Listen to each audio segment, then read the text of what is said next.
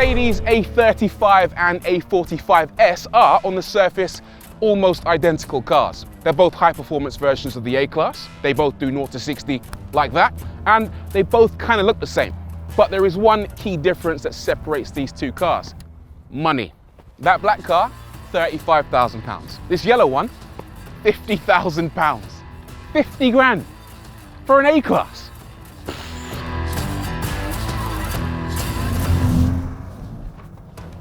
Now, you'd think being the cheaper car that the A35 would be pretty rubbish. The truth is, it's not. 35 grand buys you a lot of car. £35,000 buys you a 2-litre turbocharged engine that makes 300 horsepower and 400 newton meters of torque, and it will do 0 to 62 in 4.7 seconds. For a hatchback, that's pretty decent. Especially considering most hot hatches are doing 0 to 62 in sub 7, sub 6 seconds. This thing's a proper little terrier. It's actually quick enough to embarrass a lot of sports cars. And that's down to the fact that the 4MATIC all-wheel drive system just launches it away from the line so aggressively. You can get on the power super early. It is genuinely hilarious to drive. And then when you get to the twisty bits where you think it might fall down, it's actually really capable. It changes direction like a fly in a tornado. When you get yourself on a straight, it just pulls really nicely. 7-speed dual clutch slaps with every change. Not as quick as I'd like it to be, but damn. This is an impressive little car for the money. The only problem, if I was gonna be picky, can you hear that? That's understeer. The front tires just wash a little bit wide when you're carrying a little bit too much speed through the bends. You've got to be careful, you've got to be patient. But when you are, that power just rewards you. It's a really nice, really capable, even slightly playful little hatchback. And unlike many hot hatches, which can feel a little bit rough around the edges, this is a proper Mercedes. Its interior is about as smart as it gets. The leather is upmarket, the vents look as if they've been taken from a high-end private jet, and this infotainment display is wide enough to make an IMAX jealous. It's every bit the Merc, and certainly doesn't lose out to the A45S where quality is concerned. In fact, apart from the A45S's Alcantara and slightly more sporty, more supportive yellow striped seats, it has the same interior as the more expensive car. They're even quite similar on the outside. They've got the same headlights, the same lower grille, the same little aero flicks on the side. Okay, there's a couple of things that help you differentiate one from the other. For example, on the A45S, you've got this Pan America style grille with the vertical strakes that makes it look that little bit more aggressive. And on the side, you've got 6-piston calipers versus 4 pots, unique wheels. Then around the back, again, it's all very, very similar. They both have almost identical spoilers, the same rear diffuser. The only big difference is the fact that the A45S has quad exhausts as opposed to twins. Very, very similar. Separated at birth, really. There are differences, of course. The A45S promises to be a high-performance car with some very geeky tweaks under the surface. Chassis stiffening, a strut brace, the kind of tweaks that if you told people about them down the pub might cause everyone to make their excuses and leave.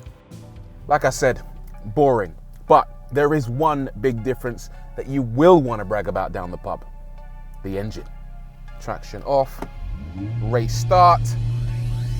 Whoa! Oh my God, that's 60 in 3.9 seconds. Jesus!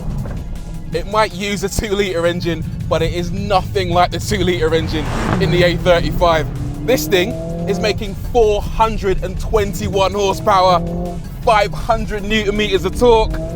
It is an absolute animal. That's 120 horsepower more than you get in the A35. That makes it the most powerful 2-litre engine in any series production car. And then there's the A45S's party trick. It's not just shockingly fast in a straight line, it also loves the corners. Look at this.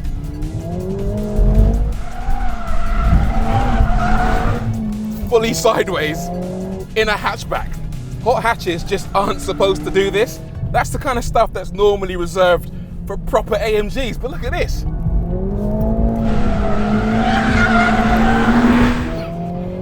That's mega! And it's so simple as well. You just approach a corner, turn it in, bang on the power, and round it goes. How is it doing this? While the A35 uses 4MATIC all-wheel drive, the A45S uses 4MATIC Plus. This includes a pair of clutches on the rear axle that can distribute 100% of torque to either rear wheel to help it break traction.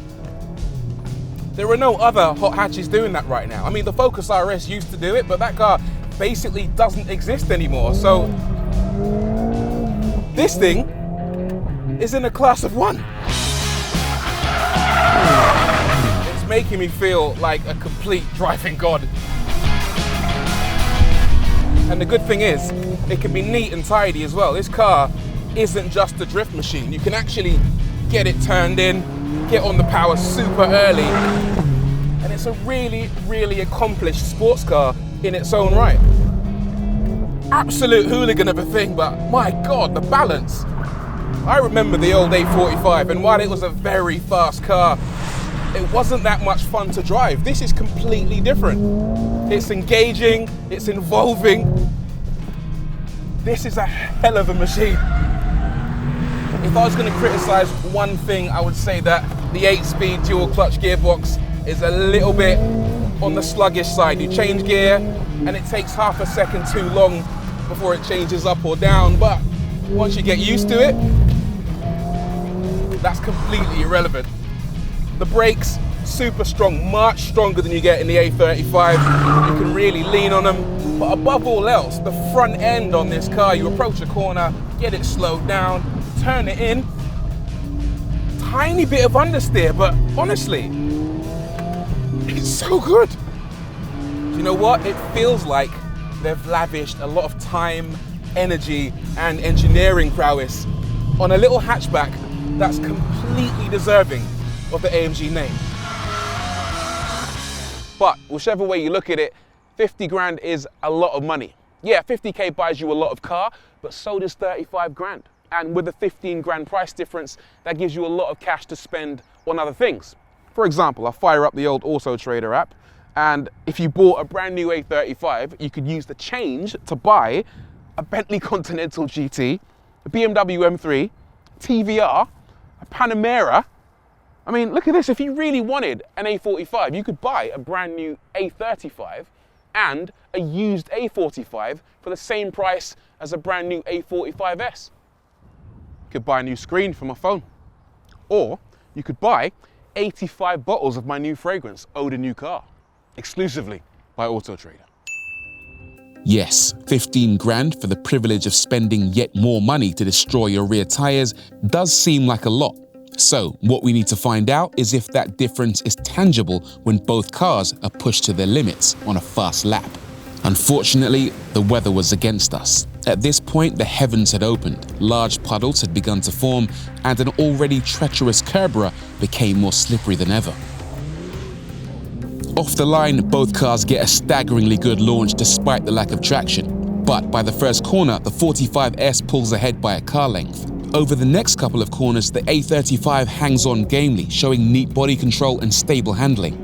As I exit the chicane, the 45S's 120 horsepower advantage means it's more of a handful to keep tidy.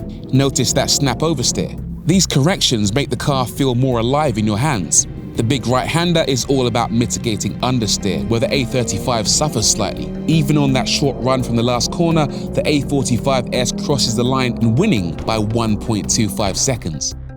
We've got to give credit to the A35. Despite its massive power disadvantage, it still put in a good show. But it was no match for the absurdly quick A45S. So, the £15,000 question. Could you ever be justified in spending all that extra cash on the A45S when the A35 is so damn good?